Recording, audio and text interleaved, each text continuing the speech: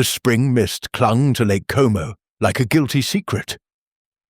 On the marble terrace of Villa Serbelloni, beneath a sky the colour of tarnished silver, Contessa Isabella di Montalvo lay dead, one gloved hand still clutching a single black pearl. No wound marred her perfect throat.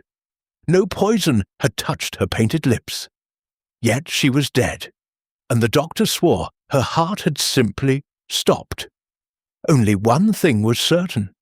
Someone in this house of old sorrows had frightened the Contessa to death, and Hercule Poirot, who had come to Como for a quiet holiday, felt the little grey cells stir like a hound scenting blood. Chapter 1. The House That Remembered Too Much. The mist over Lake Como that April morning of 1936 was not the gentle, romantic veil beloved of postcard painters. It was thick, rather a cold, clinging shroud that turned the cypresses into mourners and the water into polished pewter. From the terrace of Villa Serbelloni, one could scarcely see the opposite shore. Only the faint, mournful blink of the lighthouse at Lecco, and closer, the black silhouette of the funeral barge that had brought the doctor and the police across from Bellagio. The barge tied up at the private jetty with a soft, wet thud, and the sound carried up the marble steps like the closing of a coffin lid. Hercule Poirot stood beneath the pergola, hands clasped behind his back, watching the little procession ascend. His patent leather shoes were already filmed with moisture. His moustache, that magnificent edifice of vanity, drooped ever so slightly under the damp. He had come to Como for repose, for the delicate trout of the region, for the silence of mountains after the clamour of London and Paris. Instead he had found death, and death, as always, had found him irresistible. The body of Contessa Isabella di Montalvo lay exactly where it had been discovered at 6:30 that morning, stretched upon a chaise longue of faded brocade, as though she had merely tired of the view, and decided to take an eternal rest. She wore a tea-gown of dove-grey silk, high-necked, long-sleeved, immaculately modest for a woman who had never been modest in life. One gloved hand rested upon her breast, the other, fallen gracefully to the tessellated floor, still clasped a single black pearl the size of a hazelnut. The pearl was warm from her skin when the maid first screamed. Now it was cold, yet it seemed to pulse with its own sinister life beneath the grey light. Poirot approached with the reverence of a priest entering a cathedral. He did not touch the body. He studied it. The Contessa's face, even in death, retained the arrogant beauty that had once caused duels in the salons of Rome and suicides in the pensions of Florence. The lips were parted as though she had been about to speak a final, devastating epigram. The eyes, those famous violet-black eyes that had looked with indifference upon so much human wreckage, stared upward at the pergola's vine leaves, as if surprised to find heaven so poorly decorated. Heart failure, Capitano Rossi had declared an hour earlier. Snapping his notebook shut with the satisfaction of a man who dislikes complications. The lady was 44. She ate like a Roman emperor. She drank like a Prussian general. She took lovers like postage stamps. One cannot be surprised. He had spoken in Italian, rapidly, with many gestures of the shoulders. Poirot had listened without comment, but the little grey cells, those celebrated cells, had already begun their meticulous dance. Now the Capitano Rossi returned, accompanied by the young doctor who had signed the certificate, Dottore Luca Rinaldi, a man so handsome that he seemed to have stepped from one of the more lurid cinema posters currently adorning the walls of Milan. Rinaldi's hair was black and glossy as wet marble. His white linen suit was immaculate despite the mist. His eyes were the colour of the lake in storm. He carried the traditional black bag, but he carried it as though it were a prop. Poirot noted that the doctor's hands were steady, almost ostentatiously steady. "Signor Poirot," Rossi said, clicking his heels, "I present Dottore Rinaldi, physician to the Contessa these last 5 years. He will confirm what I have said. Death from natural causes." Rinaldi inclined his head with theatrical courtesy. "A tragedy, naturally. The Contessa suffered from angina pectoris. I warned her repeatedly about excitement, rich food, late nights. She laughed at me. Last evening she was particularly gay. Guests, champagne, a new lover perhaps, who knows? The heart, it surrenders." Poirot regarded him for a long moment. "And yet, Docteur, the Contessa is not clutching her heart. She is clutching a black pearl. One does not usually die of heart failure while admiring jewellery." Rinaldi gave a small, indulgent smile. The smile of science confronted by superstition. The pearl was already in her hand when the maid found her. Perhaps a gift from an admirer. Perhaps she liked to hold beautiful things when she felt an attack coming. A whim, Poirot repeated softly. Yes, everything about the Contessa was a whim, was it not?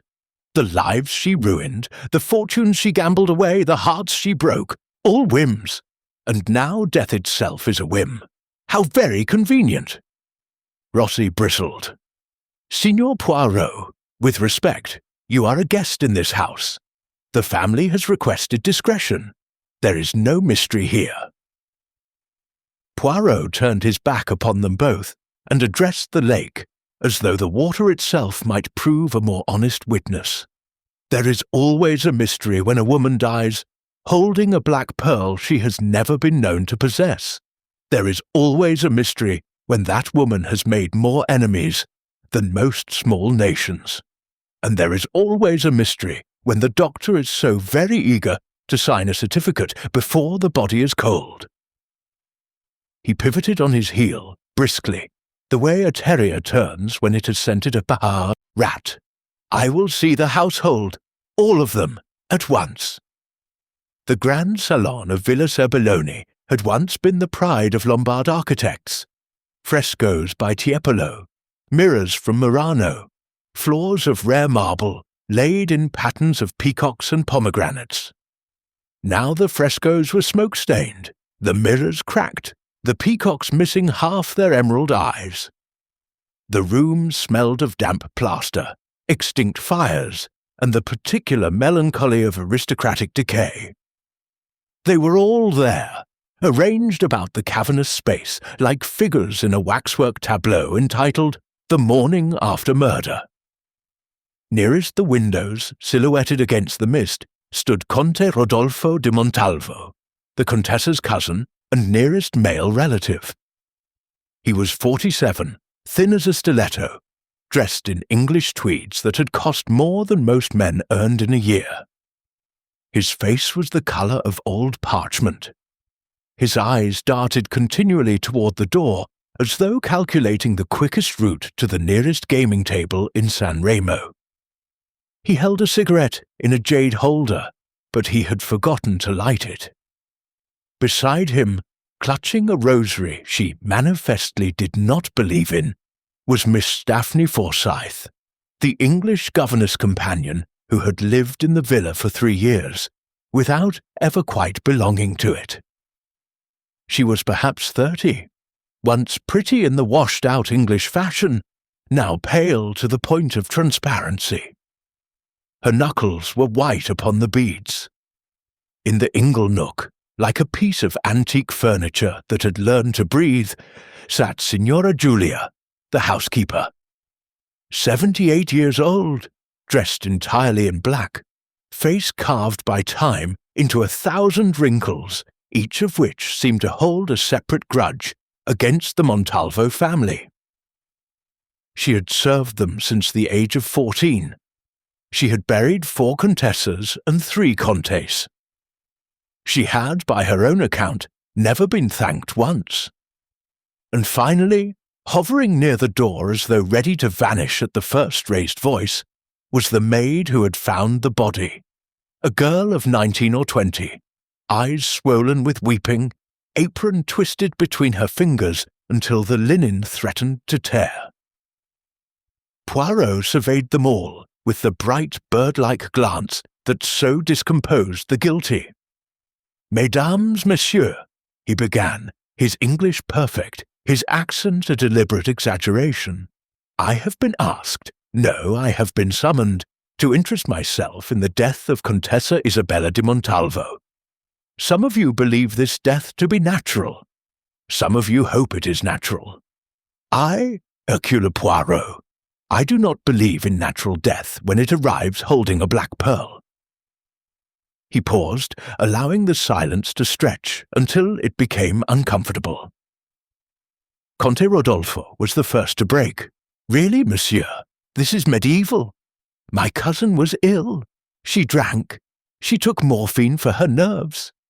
She lived on the edge of the abyss for 20 years. The abyss finally claimed her. There is no more to say." Poirot turned to him with the mildness of a cat studying a cornered mouse. "And yet, Monsieur le Comte, you yourself lived somewhat close to an abyss, do you not? An abyss named baccarat, perhaps? Or roulette? I am told you owe your cousin something in the region of 500,000 lire. A debt which, now that the Contessa is dead, need never be repaid." Rodolfo flushed crimson. "How dare you?" "I dare," Poirot interrupted gently, "because murder has been dared under this roof. And Hercule Poirot, he does not permit such daring to go unchallenged." He moved to Daphne Forsyth, who flinched as though he carried a weapon. "Mademoiselle, you were the last person, I believe, to see the Contessa alive?" She nodded, trembling. We took coffee together on the terrace at 11. She was in high spirits. She had received a package, small, wrapped in brown paper. She laughed when she opened it. She said, "Someone still remembers how to frighten me." Then she showed us the pearl. Just the one. She said it was the first of 17. "Us," Poirot pounced. "Signora Giulia and myself." The signora muttered something about curses. The Contessa laughed again, such a cruel laugh, and told her not to be a superstitious old peasant. Then she went to her room. I heard her moving about for perhaps an hour. After that, silence. Poirot turned to the ancient housekeeper. "And you, madame, what did you mutter about curses?" Signora Giulia raised her eyes, black and bright as a crow's. "I told her what my mother told me, and her mother told her. The black pearls of the Montalvo bride of 1886, they carry death. 17 pearls for 17 lies. The girl who stole them drowned herself in this lake with 1 pearl in her mouth, so the devil would know her. The rest were hidden. Whoever gathers them again will die of terror before the necklace is complete."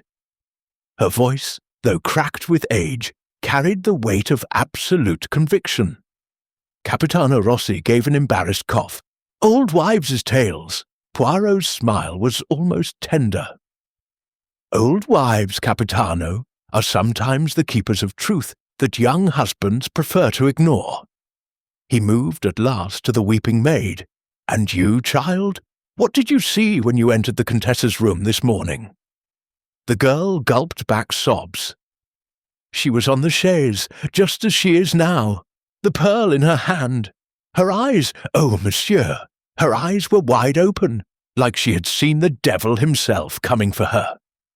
And on the table beside her there was a little card, handwritten. It said, 1, just that, 1. Poirot stood very still. The mist outside seemed to press against the windows, eager to enter. He spoke softly, almost to himself. 1 pearl, 1 word, 1 death, and 16 still to come. Then, more loudly, The house that remembers too much, mes amis, is a house that will not permit the past to remain buried. Somewhere within these walls walks a murderer who has chosen to sign his crimes with the Yuxiu, currency of legend. Hercule Poirot, he will read that signature. And he will make the murderer regret the day he chose to write it. He bowed, a small, precise bow. The Inquisition begins. Chapter 2. The Legend of the Cursed Necklace Dinner. That evening was a wake disguised as a meal.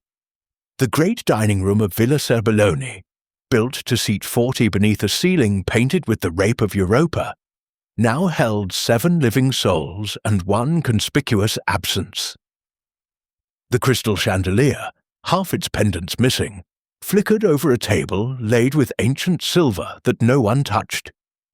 The lake wind rattled the tall windows like a ghost demanding entry, and the candles guttered each time the door to the kitchens opened, sending shadows leaping across the frescoes as though the painted gods themselves were restless. Poirot sat at the Contessa's right. Her empty chair at the head of the table, a silent accusation. His small person immaculately correct in evening dress, his napkin folded into a perfect mitre. He ate nothing, but observed everything. Opposite him, Conte Rodolfo drank steadily, his 3rd glass of Barolo already half gone. Daphne Forsyth pushed a fragment of trout around her plate, her eyes fixed on some invisible horror. Dottore Rinaldi carved his veal with surgical precision, the knife flashing like a scalpel. Signora Giulia had refused to sit. She stood behind the Contessa's chair as she had for 60 years, hands folded, face carved from basalt. Capitano Rossi, invited out of politeness and suspicion, chewed gloomily and watched everyone else. The young maid, Teresa, served in trembling silence, tears still brimming each time she passed the vacant place. Conversation, when it came, was a corpse itself, stiff, cold, and smelling faintly of corruption. It was Rodolfo who cracked. He set down his glass with a clink that sounded like a pistol shot in the hush. "This is intolerable," he declared, voice slurred at the edges. "We sit here like crows around carrion, waiting for the Belgian to peck out our secrets. Let us have the truth, monsieur. You believe my cousin was murdered. Say it plainly." Poirot dabbed his moustache with delicate precision. "I believe, monsieur, that your cousin was frightened to death. Whether that constitutes murder depends upon who held the weapon of fear." Rodolfo laughed, a cracked, ugly sound. "Fear? Isabella? The woman who made grown men weep with a glance? Impossible." "Yet she is dead," Poirot replied softly, and the expression upon her face was not tranquility. Signora Giulia spoke for the first time, her voice a dry rustle like dead leaves across marble. "It was the pearls. I warned her. 50 years ago, the same thing happened, only then it was the old Contessa's maid who paid." Every head turned. Even the candles seemed to lean forward. The old woman's eyes gleamed in the half-light.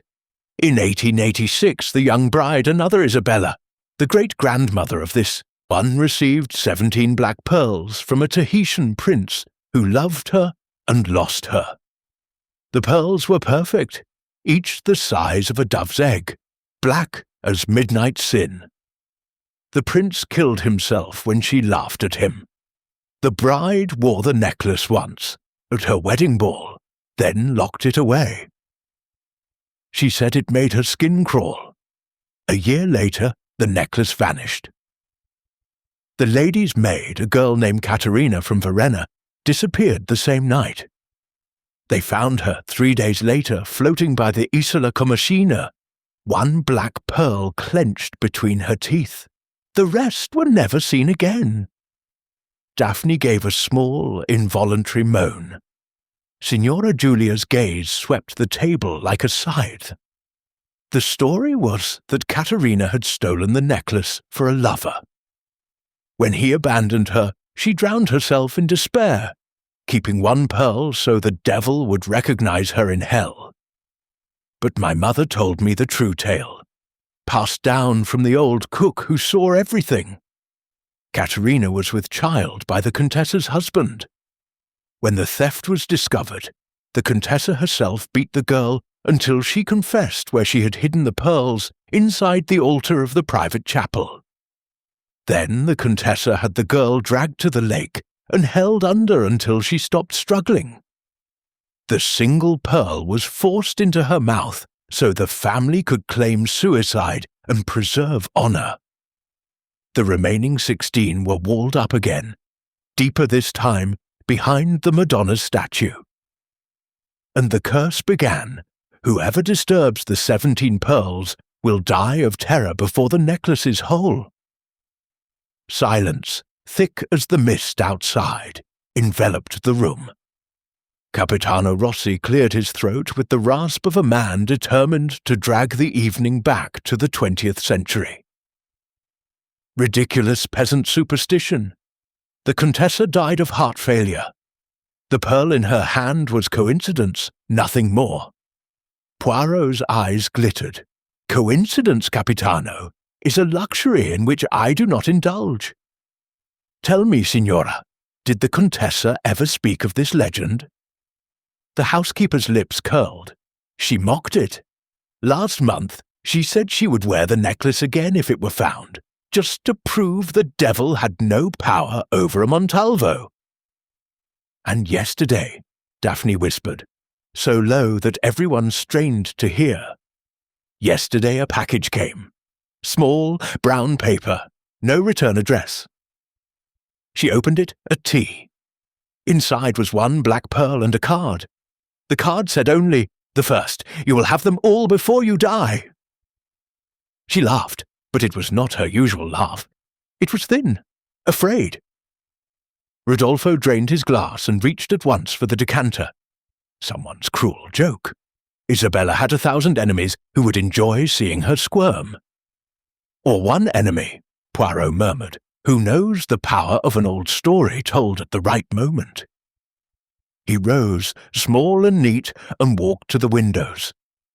The mist had thickened until the lake itself seemed to have risen and pressed wet fingers against the panes. "Tell me, Messer, ami, has anyone searched the chapel?" Rossi snorted.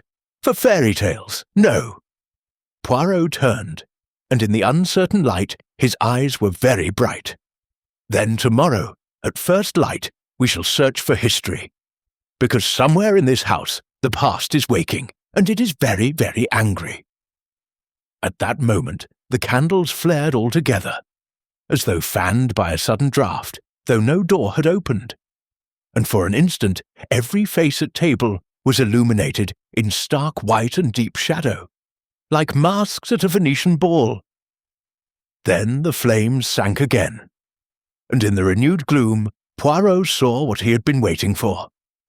A flicker of calculation in Dottore Rinaldi's perfect features, a flash of pure terror in Daphne's, and in Signora Giulia's ancient eyes something that might have been grim satisfaction.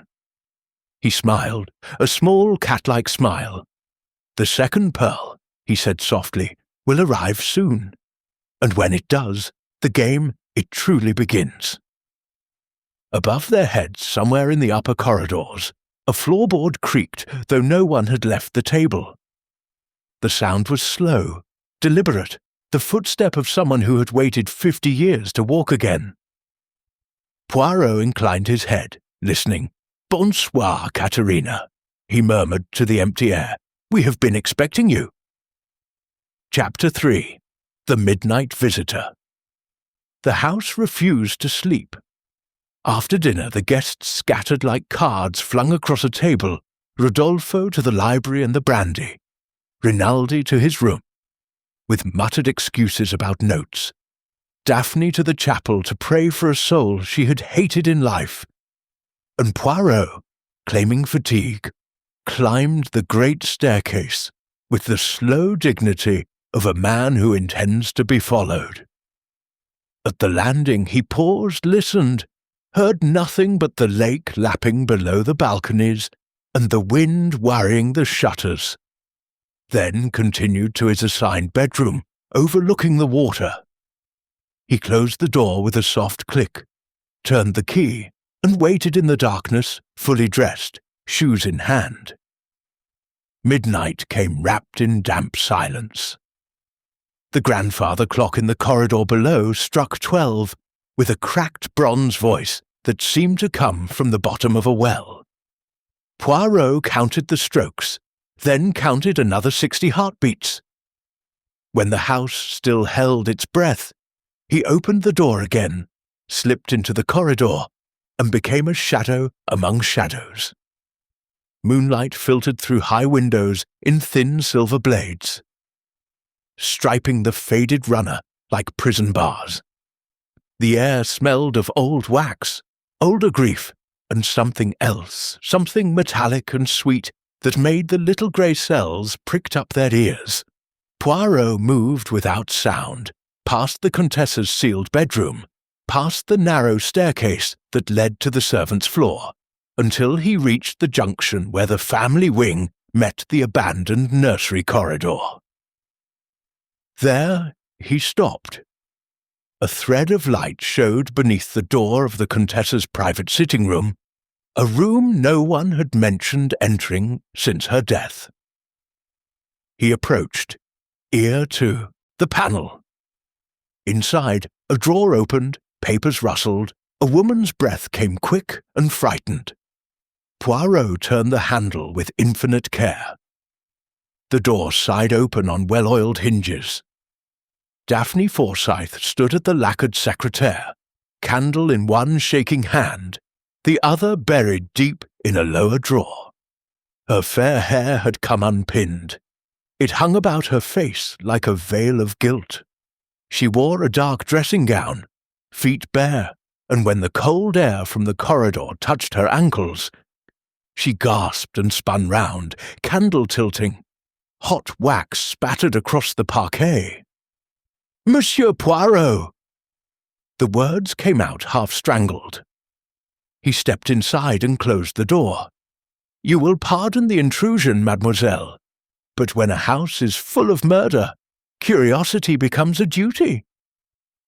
She tried to speak, but he lifted one small hand for silence. With the other he took the candlestick from her before she set the villa alight, set it on the desk, and regarded her steadily. "You are searching for something, or perhaps you are returning something." Her gaze flew to the open drawer. Poirot followed it. Inside lay a small Morocco case he recognized, the Contessa's travelling jewel box. The lid stood open. The velvet compartments were empty save for a single square of tissue paper. Daphne's voice came out thin as wire. I heard a noise. I thought someone was here. I came to see. At midnight, without slippers, carrying no light until you found one here." Poirot's tone was gentle, almost sorrowful. "Come, mademoiselle. You tremble like a leaf in November. Tell Poirot what you truly came for." She pressed both hands to her mouth, then let them fall. "The pearls," she whispered. "I had to know if she kept them. The real ones." Poirot's eyebrows rose a perfect millimetre. "You believed the Contessa possessed the 17 black pearls of legend? Not at first, but after the first arrived the one she showed us. Then a second came, wrapped the same way, with a card that said only 2. She laughed again, but she locked her door at night. Yesterday, a third arrived. She stopped laughing. She told me, only me, that if a fourth came she would leave the villa forever. Then, this morning, she was dead, clutching the first pearl. I had to see if the others were here. If someone was sending them to her, one by one, until the curse was complete," Poirot finished softly. He reached into the drawer, unfolded the tissue, and revealed 3 black pearls nestled like drops of congealed night. He lifted one to the candle. It glowed with the deep, sinister iridescence of the genuine. Daphne stared as though hypnotized. "They're real! My God, they're real!" Poirot replaced the pearl with care, and yet the one found in the Contessa's hand this morning was false glass covered with essence d'Orient, worth perhaps 10 lire. Curious, non? Her head jerked up. False, but she clutched what she believed to be the first true pearl. Someone wished her to believe the curse had begun. Someone who knew her heart was weak and her imagination strong. He closed the jewel case, latched it, and tucked it beneath his arm. "These 3 we will keep safe. But tell me, mademoiselle, why did the Contessa confide in you alone?" Daphne's eyes filled. "Because she enjoyed tormenting me. She knew I hated her. She liked to watch the hatred grow." Poirot waited. "She destroyed my life," Daphne said at last, voice raw. 10 years ago in London, she took the man I was to marry, ruined him at cards, drove him to suicide. Then she employed me as her companion, paid me to stay close so she could remind me every day what she had done. She said it amused her to watch an English rose wilt. The candle guttered violently, though there was no draught. Shadows leapt across the walls like pursuing demons.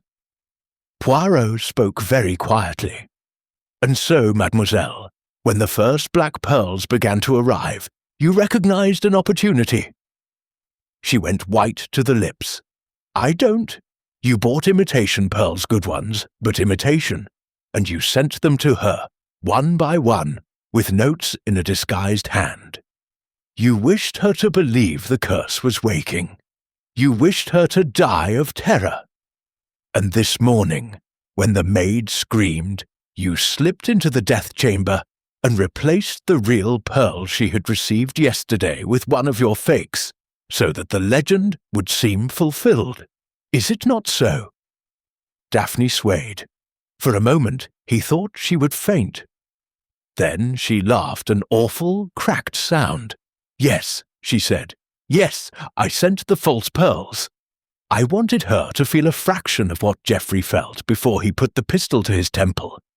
But I swear on his grave I never touched the real ones when I thought the legend was only a story until tonight." Poirot studied her for a long moment. The little grey cells whirred and clicked. "Then we are confronted by 2 currents," he murmured. "One of imitation terror, created by you, mademoiselle, and one of genuine terror, created by another hand entirely. Someone who possesses the true necklace and is using your harmless charade to conceal a very real murder." From the corridor came the faintest scuff of a shoe on marble. Poirot blew out the candle. In the sudden dark, Daphne gasped, but his hand was already over her mouth. Together they stood frozen while measured footsteps passed the door, paused, and retreated toward the main staircase. When silence returned, Poirot relit the candle. His face was grim. "The midnight visitor was not you, mademoiselle, nor was it Hercule Poirot. That leaves a third person who knows the secret of the 17 pearls." He opened the door, listened, then stepped into the corridor. "Come, we return these jewels to my room. Tomorrow the house will be searched from crypt to attic, and tonight, mademoiselle, you will lock your door and place a chair beneath the handle, because the game has become deadly, and the next pearl to arrive may be intended for you." Behind them, unseen, a single drop of black wax cooled upon the floor like a tear shed by the villa itself. Chapter 4. The governess's confession. The candle had burned low by the time Poirot steered Daphne into the small study that adjoined his bedroom. A room smelling of dusty ledgers and forgotten cigars. He locked the door, set the Morocco jewel case on the desk between them, and placed his pocket pistol beside it with the casual air of a man laying down a fountain pen. Daphne sank into the single leather chair. as though her bones had turned to water. Her bare feet were streaked with wax and cold. Her eyes never left the 3 genuine pearls that now lay on a square of black velvet, like 3 drops of midnight. Poirot did not sit. He walked slowly around her, hands clasped behind his back, the perfect circle of his head tilted in thought. "You will now tell me everything, mademoiselle, from the first false pearl to the moment you entered the death chamber this morning. Omit nothing. The truth, it is the only shield you possess tonight." Daphne drew a shuddering breath. "It began 6 months ago in Milan. I saw an advertisement in Il Corriere. Black pearls, perfect replicas, 17 matched discreet sale. I knew the legend at once.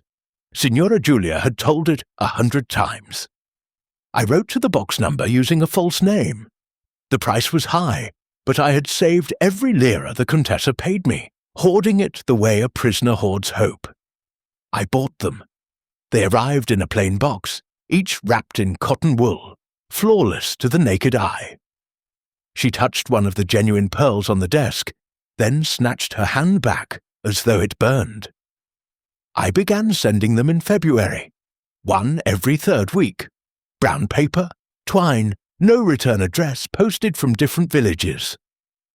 The notes I wrote on a child's slate with my left hand, then traced over in ink so the writing could never be recognized. 1, 2, 3.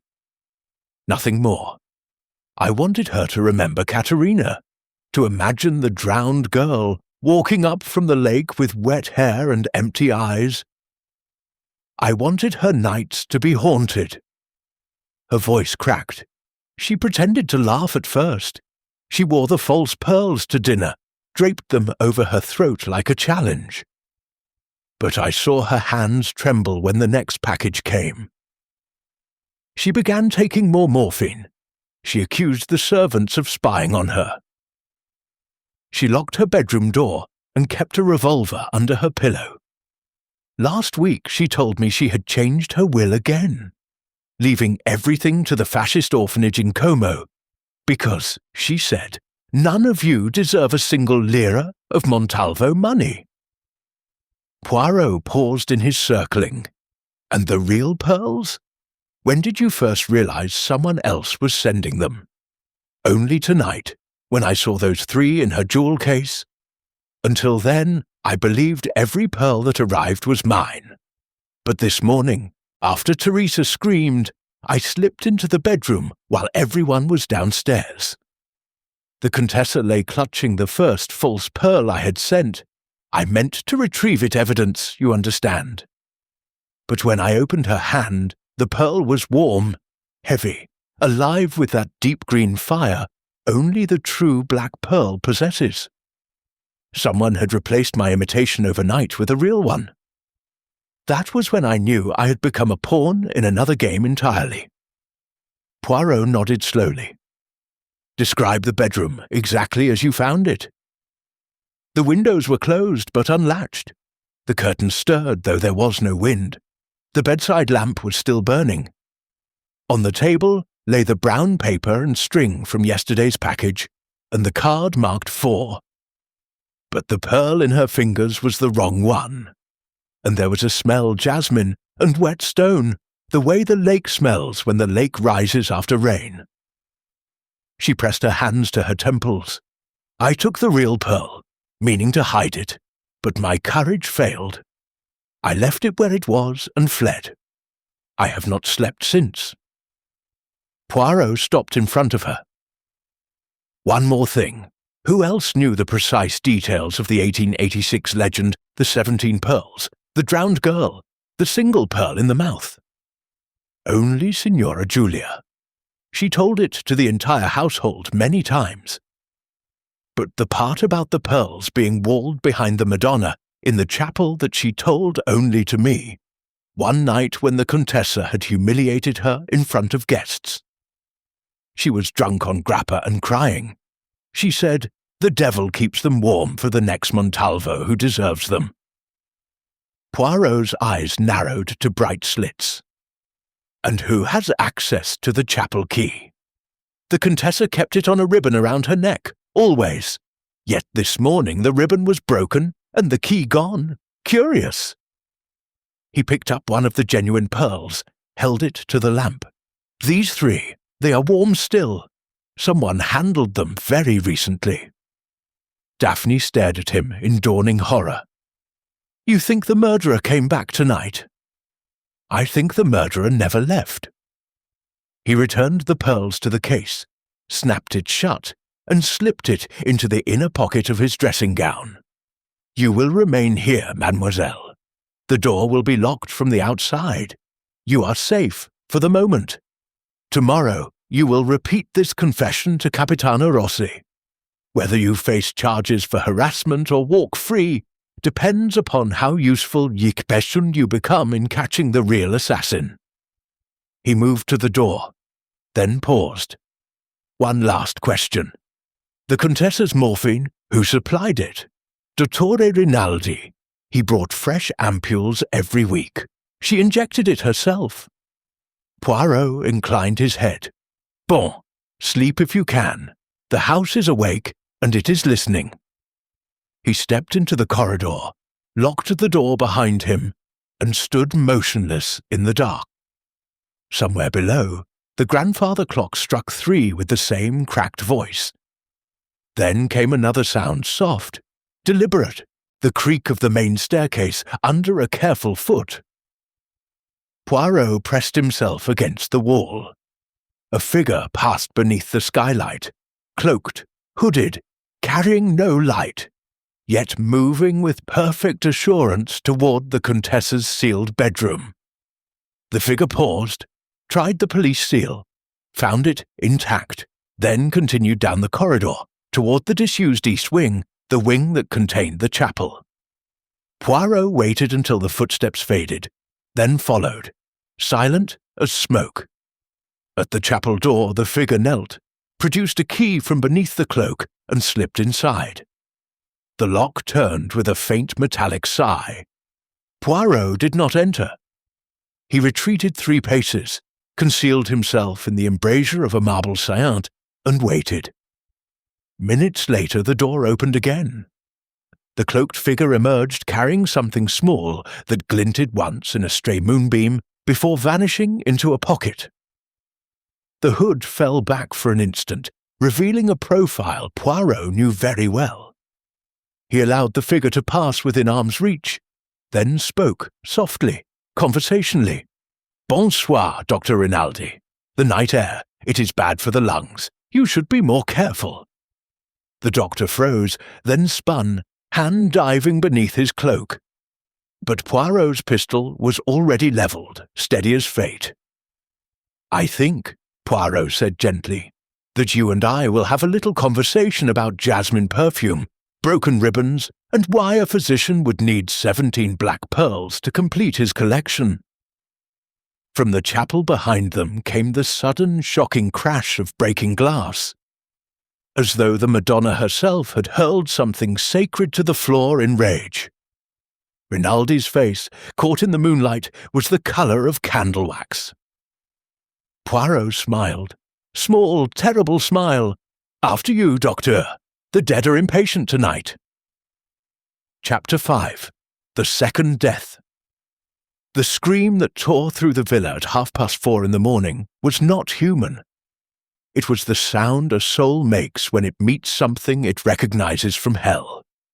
It came from the garden, high and thin, and it ended in a wet gurgle that left only the wind and the lake to answer.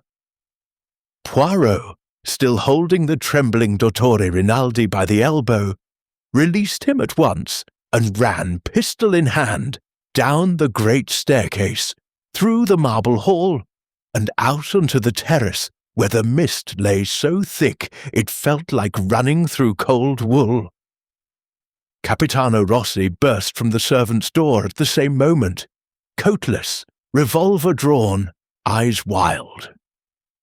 Together they plunged down the cypress avenue toward the boathouse, drawn by the echo of that dying shriek.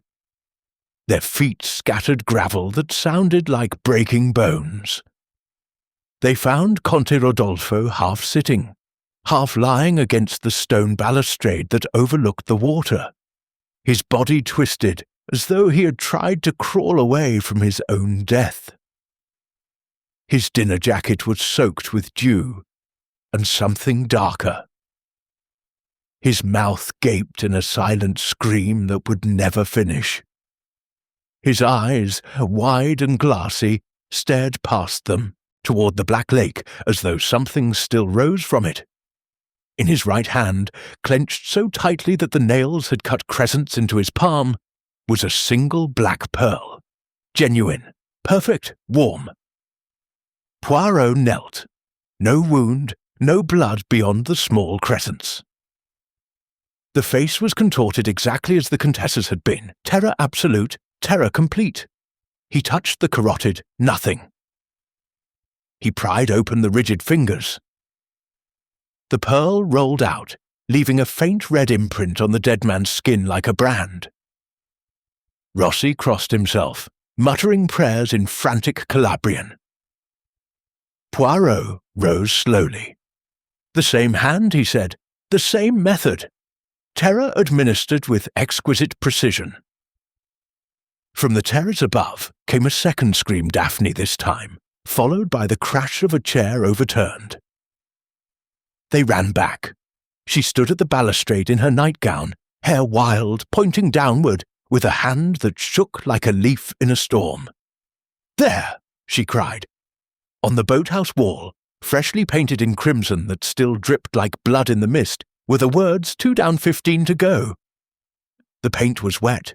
The brush lay discarded on the path, bristles clotted scarlet. Rossi stared, face the colour of tallow. Madness! Someone is slaughtering the family one by one, using the curse as a mask. Poirot's gaze swept the scene with ferocious calm. Footprints only theirs led from terrace to body. The garden gates were chained. The boathouse door stood open, but inside only oars and cobwebs.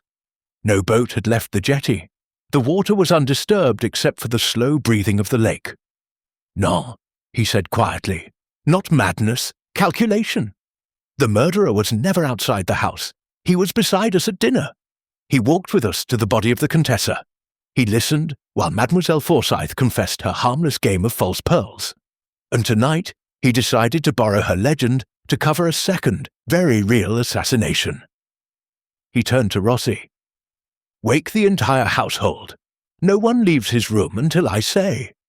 And bring Dottore Rinaldi to the library under guard. Our midnight conversation has become urgent." Within 20 minutes, the survivors were assembled again, this time in the library, where the smell of old leather and fear fought for dominance. Signora Giulia sat rigid in a high-backed chair, rosary clicking like death-watch beetles. Daphne, wrapped in a blanket, shivered beside the cold fireplace. Rinaldi stood apart, hands in pockets, face composed into professional sympathy that did not reach his eyes. Rossi paced, revolver still in hand. Teresa the maid wept silently in a corner. Poirot entered last, carrying the Morocco case. He placed it on the desk, opened it, and spilled the 3 genuine pearls beside the one taken from Rodolfo's dead hand. 4 black tears on green baize. 4 pearls recovered, he announced. 13 still missing. 2 victims claimed. Observe the acceleration. The murderer grows confident. "Signora," Giulia's voice rasped like a file. "The curse takes its own pace. Caterina walks again." Poirot regarded her with something close to pity. "Caterina, madame, is bones and memory. The hand that painted those words is warm and living." He turned to Rinaldi. "Docteur, you were seen leaving the chapel at 3 o'clock this morning. You carried something small that glinted. Explain." Rinaldi's smile was thin. "I heard a noise. I investigated. I found nothing. Perhaps you dreamed it, monsieur." "Perhaps," Poirot said softly, "you found the hiding place behind the Madonna. and removed 4 pearls to continue the terror you began with the Contessa. Perhaps you painted the warning, while the Conte took his constitutional to clear his head after too much brandy. Perhaps you knew his heart was weaker than he admitted, and that the sight of the pearl and the message would finish what Digitalis began.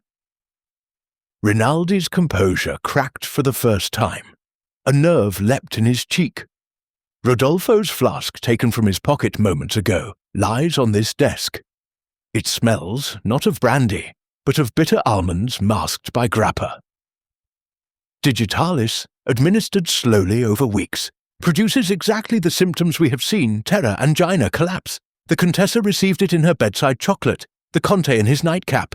Both died believing the curse had come for them. Rinaldi took one step back. Speculation. You have no proof. Poirot lifted a small crystal glass from his pocket, the one from the Contessa's bedside table. This still contains traces of her chocolate, and this, he produced a second vial, half full of colourless liquid, was hidden beneath your mattress, Docteur, while you dressed. The label is missing, but the odour of foxglove is unmistakable. You treated both victims for nervous hearts. You had access, motive, opportunity. Rinaldi's eyes darted toward the door. Rossi moved to block it. Motive? The doctor sneered, recovering bravado. What motive? 500,000 liar, Poirot said simply. The Conte's gambling debts were owed, not to his cousin, but to you. He signed promissory notes in your favour. With him dead, and the Contessa dead, the villa passes to a distant cousin in Argentina who will sell everything to settle estates. You intended to buy the chapel statue cheaply, extract the remaining pearls, and vanish a rich man. But Mademoiselle Forsyth's false pearls gave you a better idea. Make the deaths appear supernatural, then disappear while the police chased ghosts. He turned to the room. The legend was convenient, but the murderer is modern. He used poison and psychology in equal measure. Rinaldi lunged suddenly, not for the door, but for the window. Rossi fired once into the ceiling. Plaster rained like snow. The doctor froze. Poirot stepped close, voice gentle. You almost succeeded, Docteur, but you forgot one detail. Genuine black pearls leave a faint green fire when held to candlelight. The one in the Conte's hand glows. The ones you planted earlier do not. Your impatience betrayed you.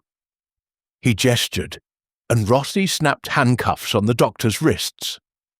Outside, the mist began to lift, revealing the lake pale and innocent under the first stain of dawn. Somewhere, a church bell in Bellagio tolled 5 slow strokes. Poirot looked at the 4 pearls on the desk and felt no triumph, only the old, familiar sadness. 2 deaths, he murmured.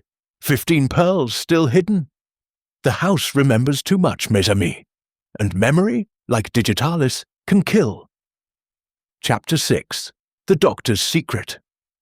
The library doors were locked, the shutters closed, the only light coming from a green-shaded lamp that turned every face the colour of corpses. Dottore Luca Rinaldi sat alone at the long table, wrists cuffed, the 4 recovered black pearls lined up in front of him like tiny accusing eyes. Capitano Rossi stood behind him with a revolver. Poirot stood opposite, small, immaculate, terrible in his calm. The rest of the household had been sent back to their rooms under guard. Even the wind outside seemed to have fallen silent, waiting for what would be said. Poirot spoke first, almost conversationally. You will tell us everything now, Docteur. The pretending, it is finished. 2 people are dead. A 3rd may follow unless the truth is dragged into the light. Rinaldi lifted his head. For the first time the perfect mask slipped, and beneath it Poirot saw exhaustion and something colder contempt. You want confession? The doctor's voice was hoarse. Very well. I poisoned them, slowly, carefully, lovingly. Digitalis in the Contessa's chocolate every night for 3 months. Digitalis in Rodolfo's grappa for 6 weeks. They died exactly as I planned. Hearts racing, breath failing, terror widening their eyes until the pupils swallowed the irises. The pearls were only the curtain raiser. He laughed, a dry sound like breaking sticks. The Contessa discovered I was struck off the medical register in Bologna 10 years ago, a small mistake with morphine, a patient who died too publicly. She bought my silence with money at first, then with humiliation. She made me dance attendance like a servant, threatened exposure whenever I asked for more.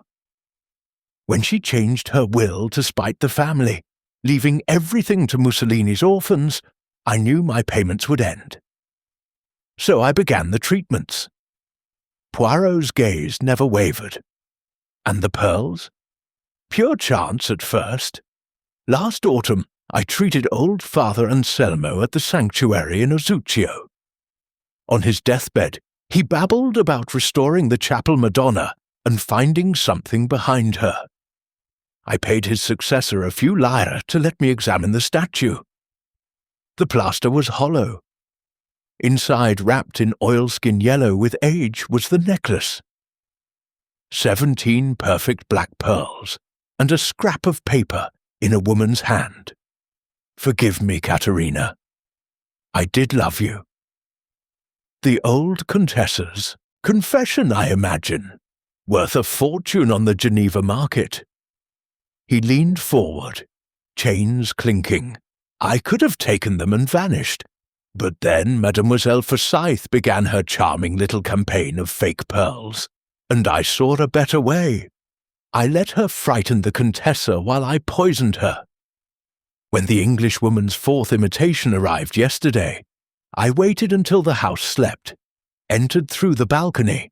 The Contessa never locked the French windows, replaced the false pearl with a real one, and whispered through the keyhole in a voice I hoped sounded like a drowned girl. "The necklace is gathering. Die, Isabella." Her heart did the rest. Rossi made a strangled noise of disgust. Rinaldi shrugged. Rodolfo was simpler. He already owed me everything: his villa in Stresa, his motor car, his last shred of pride. When he begged for one more loan last night, I gave him a flask to steady the nerves. He drank half before he reached the boathouse. I followed, placed the second real pearl in his hand as he collapsed, painted the message while his eyes were still rolling back, and walked away. By breakfast, the curse would be on everyone's lips, and no one would look for poison. Poirot picked up one of the pearls, rolled it between thumb and forefinger. "You are thorough, docteur, but you made 3 mistakes. First, you underestimated the difference between a true black pearl and even the best imitation. The fire in the heart is unmistakable. Second, you left the digitalis vial beneath your mattress instead of destroying it. And third," his voice softened to silk over steel, "you forgot that Hercule Poirot notices when a man who claims to have been asleep at 3 a.m. has lake mist still clinging to the hem of his cloak at 5. Rinaldi's composure cracked wide open. His handsome face twisted into something feral. "And what if I did? They deserved it. She was a monster in silk. He was a parasite in tweed. I gave them beautiful deaths that will be sung about for 100 years as the curse of the 17 pearls. History will call me artist, not murderer." Poirot replaced the pearl with deliberate care. "History, mon ami, is written by the living, and you will not be among them for very much longer." He turned to Rossi. "Take him to the cellar and chain him to the iron ring. The Carabinieri launch will arrive from Como at 8. Until then, no one is to be alone with him, not even you, Capitano. Men who believe themselves artists sometimes choose dramatic exits." Rossi hesitated, And the remaining 13 pearls? Poirot looked toward the darkened windows, where dawn was only a pale rumour.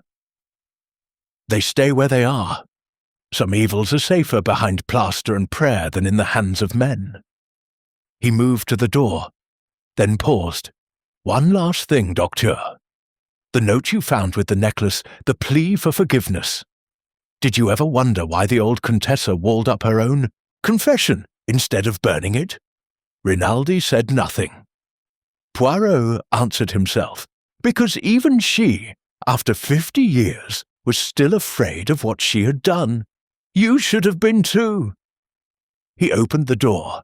The corridor beyond was already filling with cold grey light. Somewhere above, a shutter banged once, like a judge's gavel. Rinaldi began to laugh again softly, endlessly, as Rossi marched him away. The sound followed Poirot all the way to the entrance hall, where he paused beneath the great chandelier and looked up at the painted gods on the ceiling, gods who had watched murder after murder in this house and never once lifted a hand. "Enough," Poirot said to them in French. "This time the reckoning is mortal." He went out onto the terrace. The mist was lifting at last. The lake lay pale and exhausted, reflecting a sky the colour of washed blood. Far below, the boathouse wall still bore its crimson message, but the paint had begun to run in the damp, turning the words into long red tears. Poirot took the 4 pearls from his pocket, weighed them in his palm, then, with a sudden, decisive gesture, flung them far out over the balustrade. They arced once, black against the growing light, and vanished without a sound into the water. Behind him, the villa stood silent, waiting for the sun to expose every shadow it had ever hidden. Poirot buttoned his overcoat against the dawn chill. "The house has confessed," he murmured, Hercule Poirot. "Now it may sleep." Chapter 7. The Reckoning on the Lake. The sun rose at last, thin and lemon-coloured, burning the mist off the water until Lake Como lay naked and glittering, as though it had never harboured a single secret. By 8 o'clock the carabinieri launch from Como nosed against the villa jetty, black and official, its engine puttering like an impatient heart. Uniformed men spilled onto the landing stage, boots ringing on wet stone, rifles slung, faces grim with the importance of sudden death. They took Rinaldi away without ceremony. He walked between 2 officers in handcuffs, head high, the smile of a man who believes posterity will be kinder than the present still clinging to his lips. He did not look back at all when the launch pulled away. He stared only at the villa, as if memorizing the place where he had almost become legend. Poirot gathered the survivors on the terrace, where everything had begun scarcely 30 hours earlier. The chaise longue had been removed, but the ghost of the Contessa seemed to linger in the very spot, reclining in invisible silk, one gloved hand trailing over the edge. The household stood in a ragged half-circle. Daphne pale and hollow-eyed in a borrowed black dress, Signora Giulia upright as an old cypress, Teresa the maid clutching a handkerchief that had long since surrendered to tears, Capitano Rossi polishing his revolver as though it might yet be needed, and 3 silent carabinieri privates forming a backdrop of authority. Poirot placed the Morocco jewel case on the balustrade, opened it, and let the morning light fall on the 13 remaining black pearls, nestled in their yellowed oilskin. They drank the sun and gave nothing back. Black fires burning coldly in the dawn. "Mesdames, messieurs," he began, voice clear and carrying across the water. "The murders are finished. The murderer is taken. Yet the story is not quite ended, because stories that begin with curses rarely end with handcuffs. He lifted the necklace, letting it slide through his fingers like a dark rosary. 17 pearls, 17 lies, 17 lives touched by greed or cruelty across half a century. The Contessa's great-grandmother ordered a pregnant girl drowned for theft. The Contessa herself drove lovers and friends to despair and ruin. Conte Rodolfo gambled away futures that were not his to lose. Dottore Rinaldi poisoned 2 people to cover one old crime and commit 2 new ones. Mademoiselle Forsyth sent false pearls to punish an old betrayal. Even Signora Giulia kept silent for 60 years, nursing hatred instead of truth. He turned to the old housekeeper. "You knew where the necklace was hidden all along, did you not?" Signora Giulia's chin lifted. "I knew. I helped wall it up when I was 18. The old Contessa made me swear on my mother's grave. I kept the oath. And when the Dottore began his poisonings, you recognized the symptoms. You could have spoken. You chose silence again." Her black eyes glittered. "The Montalvos took everything from me: youth, family, name.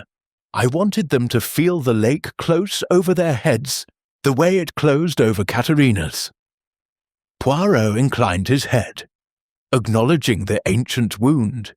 Yet in the end, the lake took the pearls instead of another life. He held the necklace higher so that every pearl caught the sun.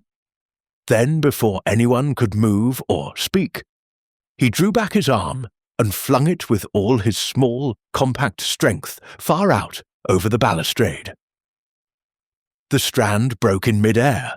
The pearls scattered like black hail, flashing once, twice, then falling separately silently into the water 30 meters below. 17 tiny splashes, quickly gone. The lake closed over them without a ripple, as though it had been waiting a lifetime for its own to come home. Daphne gave a small, broken cry. Rossi swore softly. Signora Giulia crossed herself, slowly, reverently. Poirot watched the surface until the last circle vanished. "Some things," he said quietly, "belong to the past more than to us. Let the lake keep its curse. It has earned it." He turned back to the little group. "Mademoiselle Forsyth, you will return to England. There will be no charges. Your false pearls killed no one, and you have suffered enough. Signora Giulia, you will retire to the cottage the new owners will surely grant you, and you will tell the story of Caterina to any priest who will listen, so that a mass may finally be said for an unquiet soul. Capitano, Rossi, you will write in your report that death was by natural causes accelerated by digitalis poisoning. Perpetrator in custody, case closed in. And he permitted himself the ghost of a smile. I will take the next steamer to Stresa, where the trout are excellent and the silence absolute." Rossi cleared his throat. "And the villa?" Poirot glanced up at the great pale facade. Windows blind in the morning light. Swallows already darting in and out of the eaves that had watched too much. The villa will be sold. The money will go to the fascist orphanage, as the Contessa wished in her spite. Perhaps children's laughter will finally drive the shadows from these corridors. Or perhaps not. Some houses remember too much ever to forget. He bowed, precise and formal, to each of them in turn. "Adieu. Do not accompany me to the jetty. I prefer to leave a place of death alone." He walked down the Cypress Avenue without looking back. At the landing stage, the public steamer from Bellagio was just tying up, white and gay with flags, passengers leaning over the rail to admire the famous villa that would soon be famous for something darker. Poirot climbed the gangplank, refused the deck chair offered by an obsequious steward, and took his place at the stern. As the steamer pulled away, he gazed back at the terrace. The little group still stood there, motionless, black against the pale stone, looking suddenly very small beneath the great bulk of the house. Behind them, the crimson message on the boathouse wall had dried to rust brown. Already a gardener was scrubbing it away with quiet efficiency. The engine throbbed. Water creamed along the hull. The villa terrace figures all began to shrink to become a postcard view, then a memory, then nothing but a pale scar on the green hillside. Poirot removed his hat and let the wind comb his remaining hair. He spoke aloud, softly, to the lake and to the morning. 17 pearls sleep again. Caterina, tu es vengée, mais à quel prix? A bell rang on the upper deck. The steamer turned toward the open water, sunlight shattering into a million blades across the surface. Somewhere very far below, in cold and darkness, 17 black tears settled gently into the silt among the bones of a girl who had never been given a proper grave.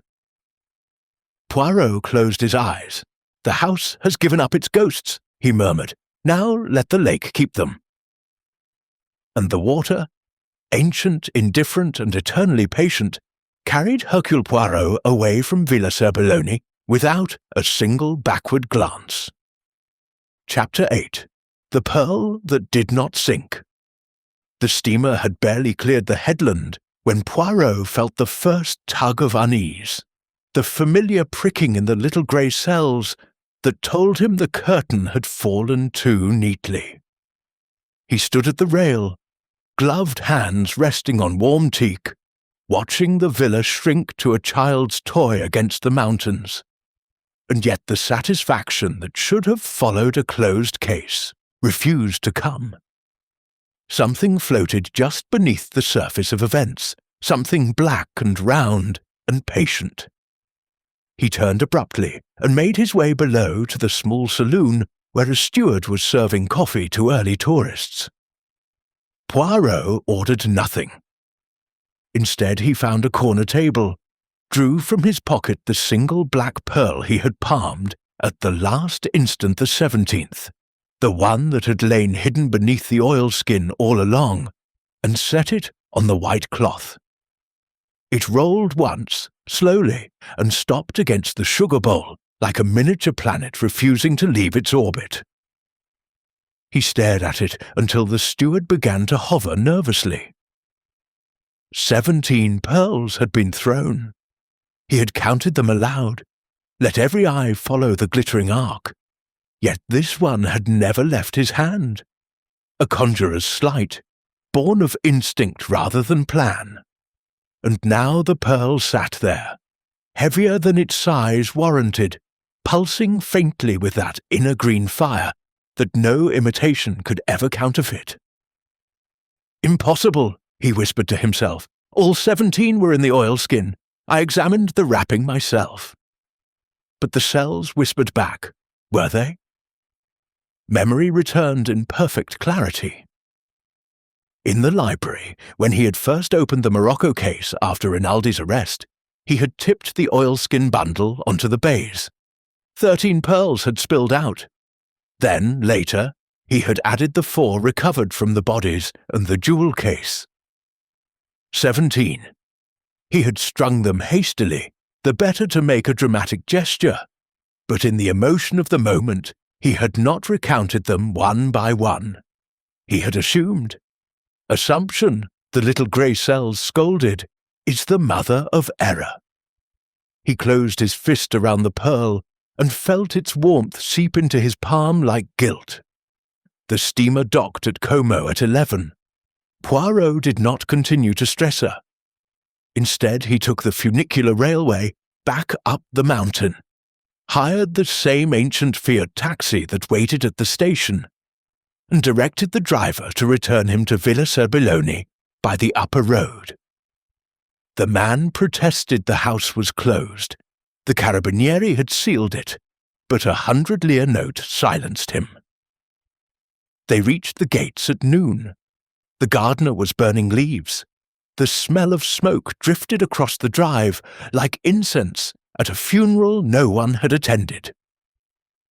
Poirot paid the driver, waited until the car disappeared, then slipped through a side door the police had overlooked. The villa was empty, echoing, already acquiring the musty breath of abandonment. Sunlight slanted through half-shut shutters, striping the floors with prison bars of gold. Poirot moved quickly, silently, to the chapel. The Madonna stood as always, plaster arms outstretched in eternal blessing, face serene. The recent rough repair behind her left shoulder had been hastily concealed with a draped cloth. Poirot lifted the cloth. Fresh plaster, still damp. Someone had been at work since dawn. He took the small silver fruit knife from his pocket handkerchief and began to chip. Flakes fell like dandruff. 10 minutes' careful work exposed a cavity no larger than a man's fist. Inside lay a second oilskin packet, smaller. Tied with modern twine. Poirot's heart beat once, hard against his ribs. He opened the packet with steady fingers. Inside were not pearls, but a single folded sheet of heavy cream paper, the Montalvo crest embossed at the top. The ink was fresh, the hand educated, hurried, and unmistakably feminine. If you have found this, Monsieur Poirot, then you are the man they say you are. There were never 17 pearls. There were 18. The 18th was taken the night Caterina died, hidden by the old Contessa in remorse, then passed down in secret from mistress to mistress as a warning and a penance. Isabella wore it always, on a black ribbon against her skin. When she died, I cut the ribbon. You flung 17 into the lake. This one is for Caterina. Let the lake keep the rest. Let this one buy a gravestone with her real name. D.F. Poirot stood a long time in the cool dimness of the chapel, the note trembling slightly in his hand. Then he looked again into the cavity. Beneath where the paper had lain, something glinted. He reached in and drew out the 18th pearl, larger than the others, perfect, warm as though it had rested still against a frightened girl's heart. He closed his fist around it, feeling the faint throb of an old wrong. Outside, the gardener's fire crackled and sent up sparks that died quickly in the bright air. Poirot left the chapel, walked down through the cypresses to the boathouse, and stood where Rodolfo had died. The crimson message had been scrubbed clean. Only a faint pink stain remained, already fading. He looked out over the water. Far below, invisible, 17 black pearls lay among the silt and the bones. He drew back his arm and threw the 18th after them. It flew true, a dark star against the blazing noon, and fell without a splash into the exact center of the lake's slow breathing. For one heartbeat the surface showed a perfect circle of green fire. Then nothing. Poirot waited until even the circle was gone. "Maintenant, Caterina," he said softly, "tu es toute l'âme. Repose en paix." He turned and walked up the avenue for the last time. At the gate he paused, looked back once at the great pale house sleeping in the sunlight, and raised his hat in a small grave salute. Then Hercule Poirot left Villa Serbelloni forever, carrying nothing but the memory of a pearl that had chosen, in the end, to sink with its sisters rather than shine on any living throat. And somewhere very deep, where no light reached, 18 black tears settled gently together at last, and the lake, ancient, patient, and finally merciful, closed over them like a benediction. Chapter 9. The Letter from England. 3 weeks later, on a morning so typically English that it seemed almost satirical grey sky, damp air, the smell of coal smoke drifting over the chimney pots of Whitehaven, mansions, Poirot sat at his breakfast table, turning a letter over and over in his manicured hands. The envelope was heavy cream stock, the flap sealed with plain wax, the address written in a hand he now knew as well as his own. Postmarked London, forwarded from his club. No return address. He had been expecting it. yet the sight of it caused the little grey cells to stir with something between satisfaction and sorrow. He slit the envelope with the silver knife kept for that purpose, and drew out a single sheet and a smaller, tissue-wrapped object. My dear Monsieur Poirot, I am writing from a train somewhere between Carlisle and Euston, watching the rain streak the windows like tears that have learned to fall upward. By the time you read this, I will be home if a narrow bed-sitting room in Bloomsbury can be called home, and the lake will be only a blue rumour in my dreams. I promised myself I would never thank you for letting me go, because gratitude would imply I deserved mercy, and I do not. Yet here I am breaking that promise because some debts refuse to stay silent. The Carabinieri kept their word. No charges were filed against me. Capitano Rossi's report spoke only of anonymous malicious letters that had unfortunately contributed to a tragic atmosphere. Signora Giulia has taken the pension you arranged through the Belgian consul, and now lives in a cottage outside Verona with a cat named Caterina. She sent me a postcard last week, only a picture of the lake at sunset and, on the back, the single word, pace. I keep it on my mantel, though it makes me cry every time I see it. But I did not write merely to tell you these things. When I left the villa that final morning, I carried away one thing that was never mine. The 18th pearl, the one I told you the old Contessa had passed down in secret, was not in the chapel cavity when you found my note. I lied. I had already taken it the night the Contessa died. I cut the ribbon while her body was still warm, slipped the pearl into my pocket, and told myself it was for Caterina's gravestone.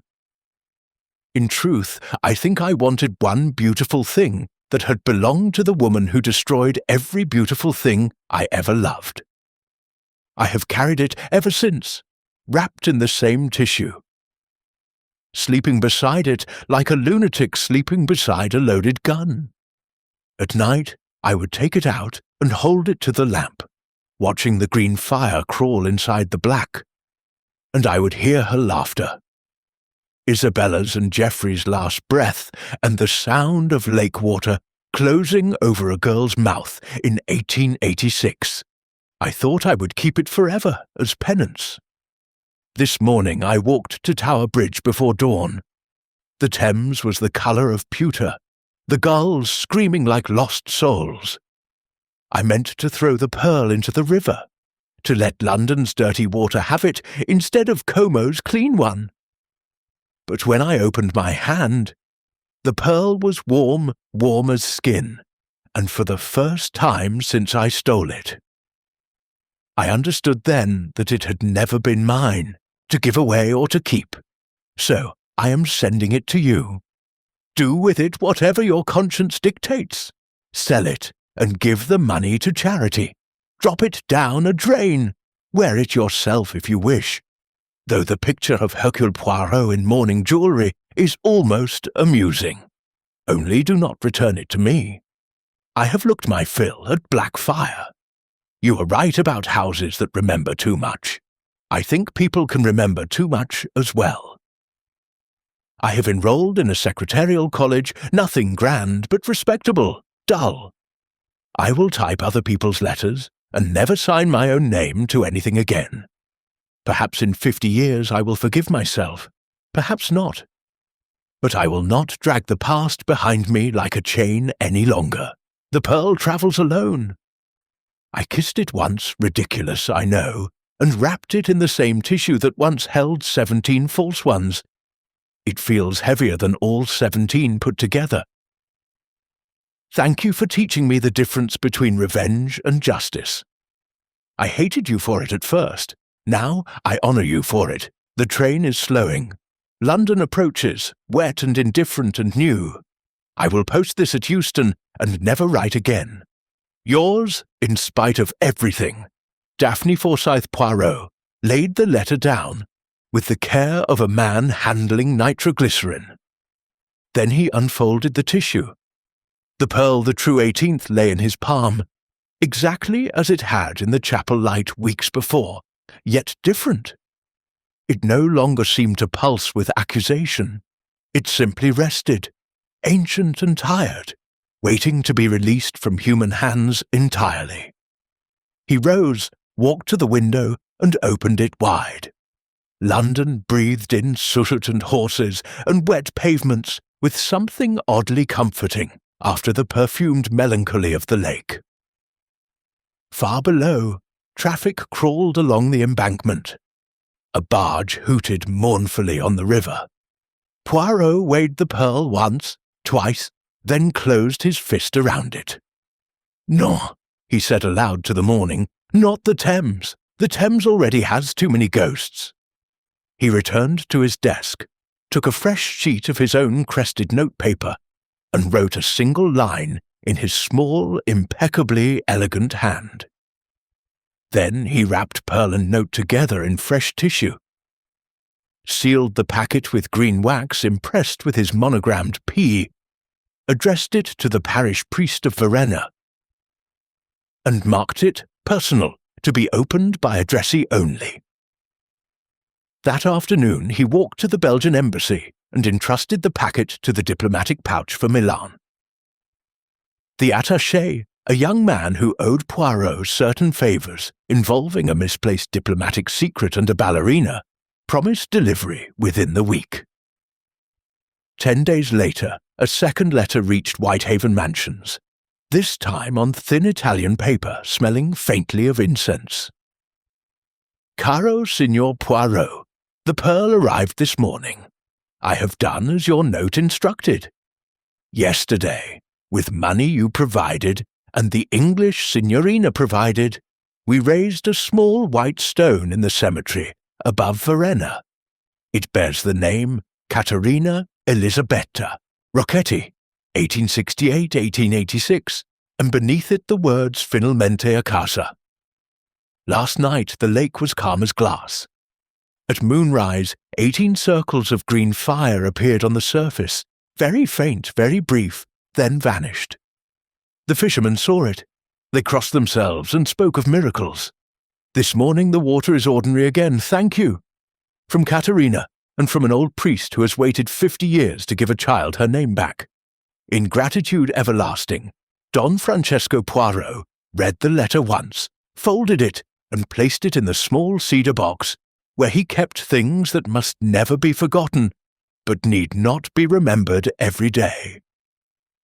Then he closed the lid, turned the tiny key, and returned the box to its drawer.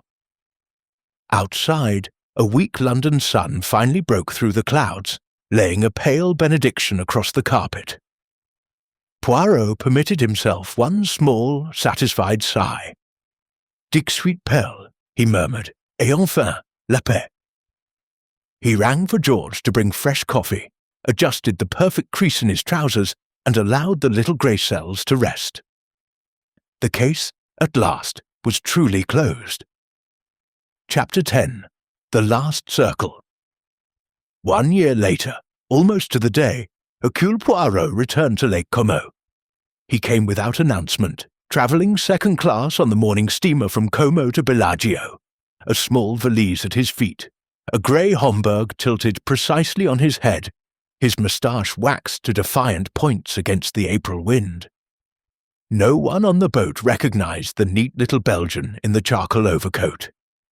Tourists chattered about villas and menus, while Poirot stood alone at the rail, eyes fixed on the water sliding past the hull like green silk.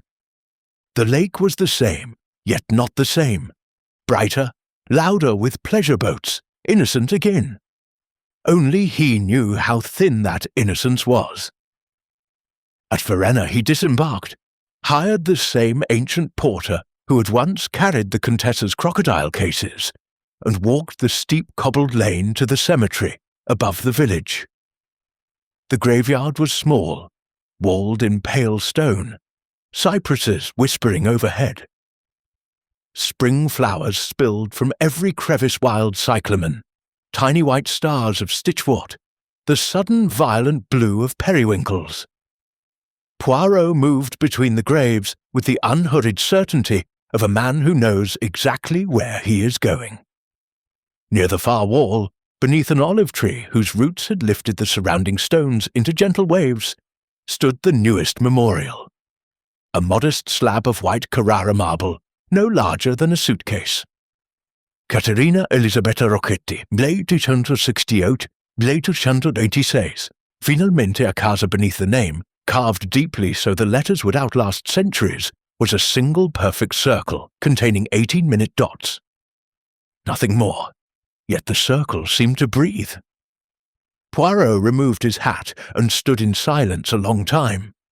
A lizard ran over the warm stone and vanished. Somewhere below, church bells marked the quarter hour. He spoke at last, softly, in French. "Voilà, ma petite. 18 tears return to you. The Chadieu necklace is whole again, and no throat will ever wear it." He laid upon the grave a small posy of violets, tied with black ribbon, the same dark violet as the Contessa's famous eyes, chosen deliberately. Then, from his waistcoat pocket, he drew a final object. A plain silver coin of the year 1886, worn almost smooth by time. He placed it in the centre of the carved circle, where rain would never quite wash it away, and sun would never quite warm it through. "A fare for the ferryman," he murmured, "in case the old stories are true after all." He stepped back. The coin glinted once, then settled into the marble as though it had always belonged there. Behind him footsteps approached, slow, uneven, the tap of a stick on stone. Poirot turned. Signora Giulia, thinner now, dressed in respectable black, her white hair drawn into a severe knot, stood leaning on an olive-wood cane. Beside her walked Daphne Forsyth, no longer pale and translucent, but browned by English rain and honest work. Her fair hair cut short, her eyes clear. They stopped a respectful distance away. Poirot inclined his head. "Mesdames." Signora Giulia spoke first, her voice softer than he remembered, roughened by the year, yet stripped of bitterness. "I come every week. The flowers are from my garden. The English signorina sends money for the stone to be kept clean. We do not speak when we meet here. We simply sit. Today we both came at the same hour. Perhaps Caterina wished it." Daphne's gaze rested on the violets and the coin. A faint smile touched her mouth. "I took a holiday," she said quietly. "Only 3 days. I wanted to see for myself that it was finished." Poirot looked from one woman to the other, the ancient servant who had hated for 60 years, and the young woman who had learned to stop hating in one terrible spring, and felt the little grey cells register a perfect, symmetrical justice. "It is finished," he agreed. "The lake keeps its own now. No more messages scrawled in blood. No more hearts stopping at midnight. Only this." He gestured at the grave. Signora Giulia reached into her pocket and produced a small cloth bundle. She unfolded it to reveal a single imitation black pearl glass, Essence d'Orient, one of the 17 false ones Daphne had bought in Milan long ago. "I kept one," the old woman said, "not for curse, for memory. Today I bury it here, with her. So she knows even the false tears were cried for her." She knelt with surprising ease, dug a shallow hollow with her fingers beside the marble, and pressed the fake pearl into the earth. Daphne knelt too, covering it with soil, patting it flat. Together they stood. 3 people, 2 women, and a small Belgian detective stood in silence while the bells in Varenna rang the half hour and a cloud shadow passed over the grave like a blessing. Then, without arrangement, all 3 turned and walked back down the winding path toward the village. At the gate, Poirot paused. "You will take coffee together?" he asked. Daphne looked at Signora Giulia. The old woman considered, then gave a short nod. "At the cafe by the landing stage," she said. "The signorina pays. She's stubborn about it." Daphne laughed an ordinary, astonished sound that belonged to the living day. They walked on. Behind them, the cemetery settled back into its afternoon drowsiness, cicadas beginning their dry song in the olives. No wind stirred the violets on Caterina's grave. No ripple troubled the lake far below, yet for one heartbeat, to any eye sensitive enough to see, 18-minute circles of soft green fire rose through the water off the point of Bellagio, hovered a moment like fireflies, then sank again a final, private farewell. Poirot did not look back. He did not need to. At the café they sat beneath a striped umbrella and ordered 3 small cups of espresso and 3 glasses of water. The waiter, recognizing none of them, served them without curiosity. When the cups were empty, Signora Giulia reached across the table and placed her gnarled hand over Daphne's smooth one. Daphne did not flinch. After a moment, her own hand turned palm up and closed around the old woman's.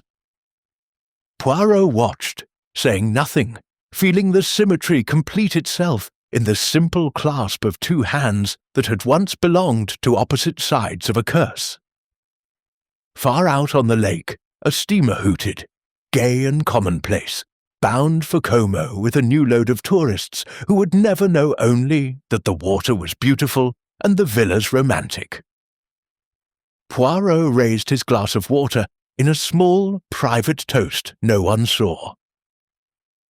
"To the lake," he murmured in French, "and to the 18 pearls that will never again leave it." He drank. The sun was warm on his face, the coffee bitter and perfect, the circle finally, absolutely closed. And somewhere very deep, in darkness and silence, Caterina Rocchetti smiled without terror for the first time in 150 years.